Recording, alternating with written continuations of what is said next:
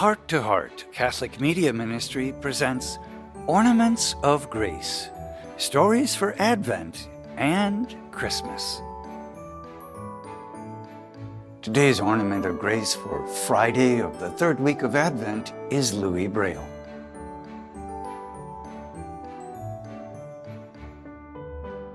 From the first book of Samuel, chapter 1, verses 24 through 28. Once Samuel was weaned, Hannah presented him in the temple in Shiloh. Hannah approached Eli and said, "Pardon, my lord. As you live, I am the woman who stood near you here, praying to the Lord. I prayed for this child, and the Lord granted my request. Now I in turn give him to the Lord. As long as he lives, he shall be dedicated to the Lord."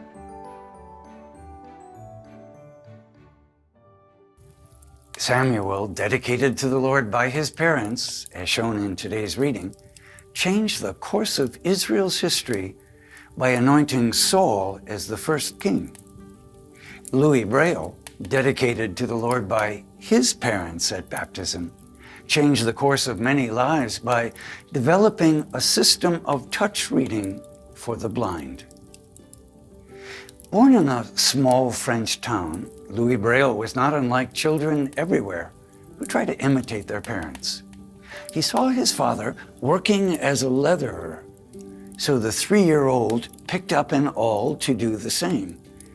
Unfortunately for little Louis, the awl unexpectedly bounced back from the leather and hit him in the eye.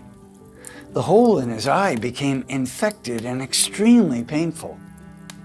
In the early 1800s, there was no effective treatment, and the infection spread to the other eye as well.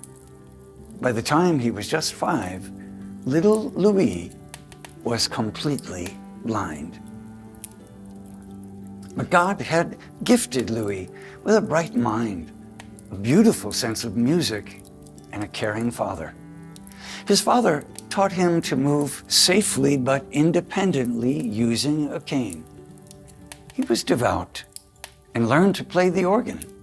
He used his gift in many churches in France. He also won a scholarship to one of the only schools in the world at that time for blind youth. It was in Paris. There he learned a system of reading using raised letters. His father made Louis a set of thick leather letters that he could trace to write home. The young 12-year-old realized using such a system to produce books was more than cumbersome. Few books for the blind were available.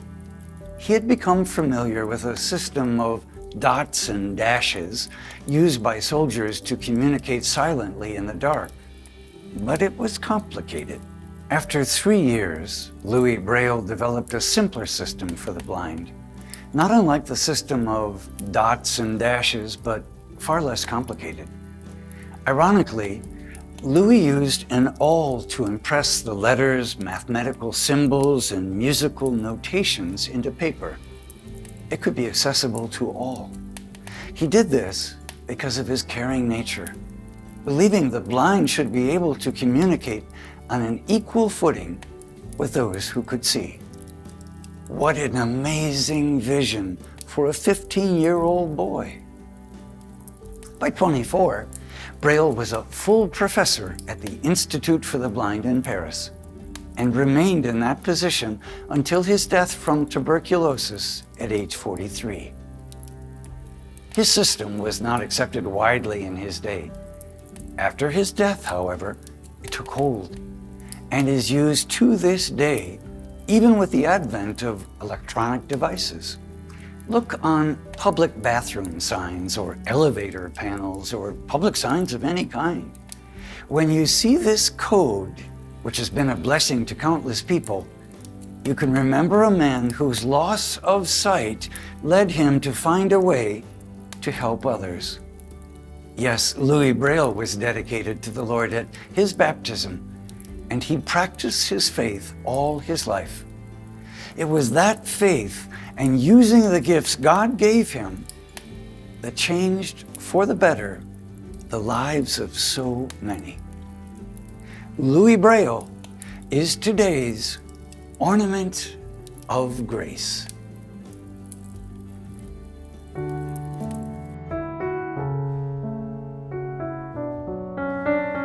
Observing the beautiful ornaments. How did Louis use the many gifts God gave him to uplift and encourage others instead of wallowing in self-pity?